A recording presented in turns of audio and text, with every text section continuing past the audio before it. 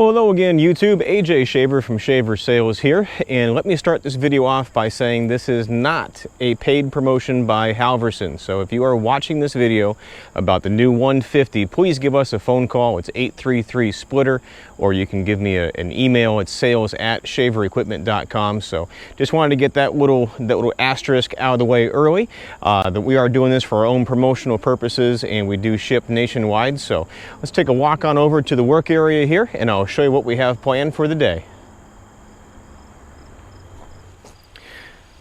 All right, so our standard 1824 diesel machine that you've seen on the channel before from Brute Force, but this is what we want to showcase in this video right here, is the all-new Halverson HWP 150, and we do have this mounted up on a brand new Kubota SVL 65-2. So let me get the camera set up and I'll show you what's new and what's different. And we've also got an HWP 120 there in the background as well. We'll kind of go back and forth and show you why which one is going to be better for you. All right, so let's start off with what's the same. So you've seen the different videos that we've had out there with the 120, the 140, and now the 150. So the things that haven't changed are that it still requires 15.5 gallons a minute at 2850 PSI as a minimum spec. So most newer skid steers, going to say like 2004, 2005 and newer, usually have that. The other piece that you need is the case drain. So those are the three minimum things that you need: 15.5 gallons a minute, 2850 PSI, and a case drain. So what has changed? Well, the feet out here on the end are a little bit taller because this is designed to pick up a bigger diameter piece of wood. They've done some little reinforcements on the back of them since they're a little bit longer, that way they don't bend, and you're picking up heavier wood too. The grabber arm assembly is completely redesigned versus clamping and pushing forward. This one clamps and goes right in line with the wood, and we did split right about a cord with this one yesterday, and because the grabber arm comes down pretty flush with the end of the table, it's a lot easier to drop in that last piece. I'll show you what that's all about when we get actually processing some firewood, but we were kind of playing around with that yesterday, and I'm pretty excited because I hate it when that last piece goes in and just goes completely telephone pole and then you gotta chuck it out. So that's redesigned. The bar and chain on this is actually the same bar and chain that's on the HWP 125 GS for their grapple saw. This is rated right around 22 inches worth of cutting diameter. The bottom log trough here that catches the round, they've opened that up to accept the bigger diameter wood. And then what I'm really excited about is this new splitting wedge. It is all hydraulic, so no more pulling a pin, dropping it down, getting in and out of the cab, or trying to float it through the I-beam without the pin in it. This is completely hydraulically adjustable up and down, which I didn't think was that big of a deal until I was working with it yesterday, and I'm telling you, it is by far the coolest feature on this new 150 that we've had a chance to play with. So the other pieces that are the same that I forgot from before, sorry, the custom log length cut guide on this, so like where you see the table back up, stop, drop the grabber arm, and then the table completes its cycle backwards. That's still all automatic. You get the same safety switches in this, you know, the ones built in down here in the saw guard, so while the saw's cutting, the table can't come forward. Then reversely, there's one on the back of the I-beam for the table that it has to be all the way back and stored before the saw can come down and cut. So those pieces are also the same. I'm just kind of rattling through all this in my head here. So I've been trying to do this video literally for like 2 weeks, and either I get so busy that I lose track of time and daylight to come up here and do this, or the times when I do have it, it's a downpour. So it's a Sunday afternoon, here we are talking about a 150. So I have had all these different thoughts rattling around in my head for 2 weeks, and I'm trying to get everything in order, and I like doing videos in at least 1 or 2 takes, not keep repeating things. So that's the rest of the things that I believe are the same. It just looks like a bigger brother to the 140.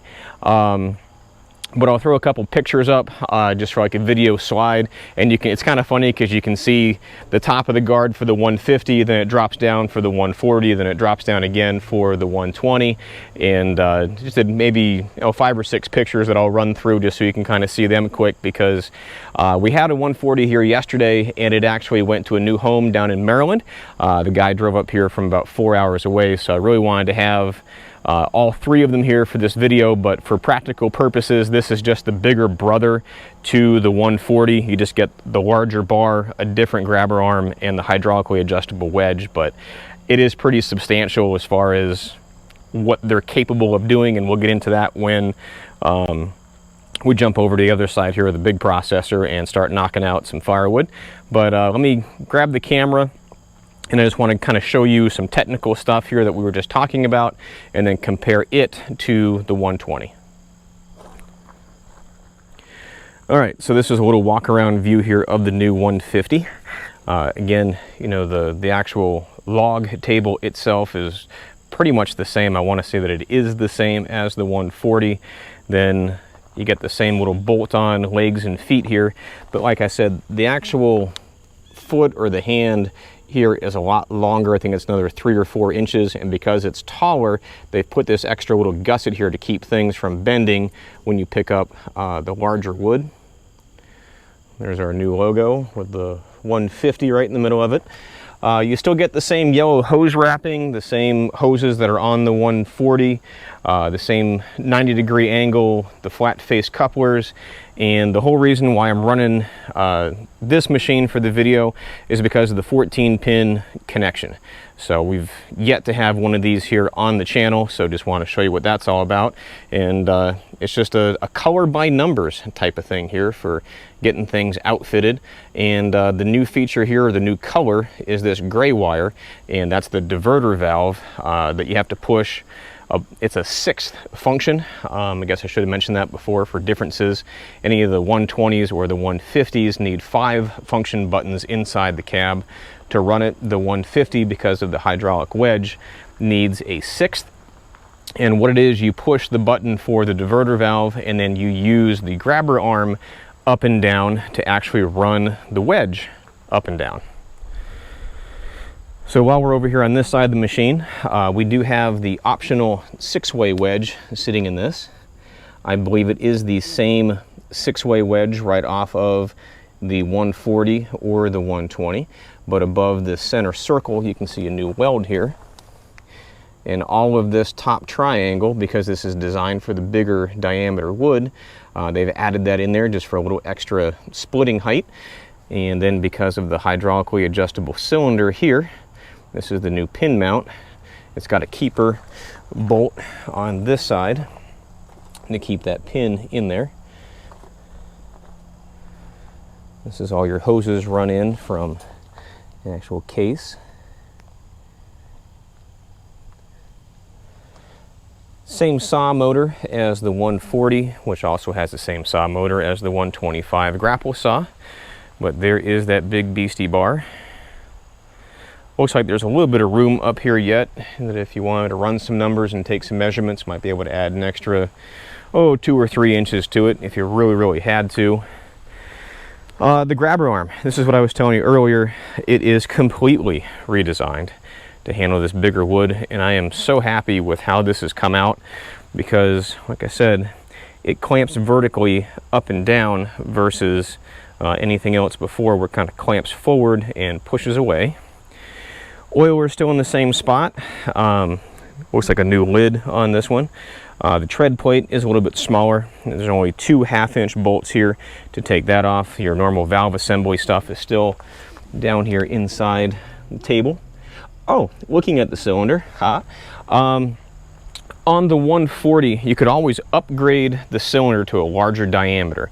That comes standard inside this 150 unit. So as I'm remembering things here one last time, bigger cylinder, hydraulically adjustable wedge, redesigned feet, redesigned grabber arm, larger saw bar.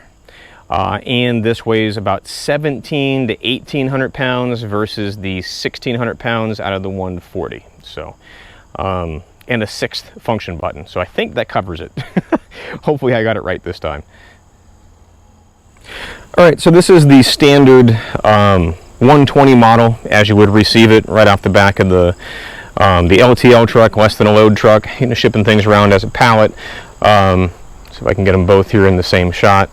So the typical 120, but we always bring ours in with the adjustable wedge. So there you can see the smaller foot versus the taller foot. Old style grabber arm where it clamps forward versus going vertical. The manually adjustable wedge with its 5 or 6 different pin settings and the 1-inch pin that goes through versus the hydraulically adjustable wedge. Again, the same yellow hose wrapping, the same flat face connectors, same 90-degree angle. All that stuff stays the same machine to machine. A very much smaller saw bar. Motor is on the inside just as always with the 120 model. But just a quick little side-to-side comparison here between the two for you. Like I said, I really hope to have the 140, but that just wasn't in the cards. And so customer wanted to take home his new toy and play with it.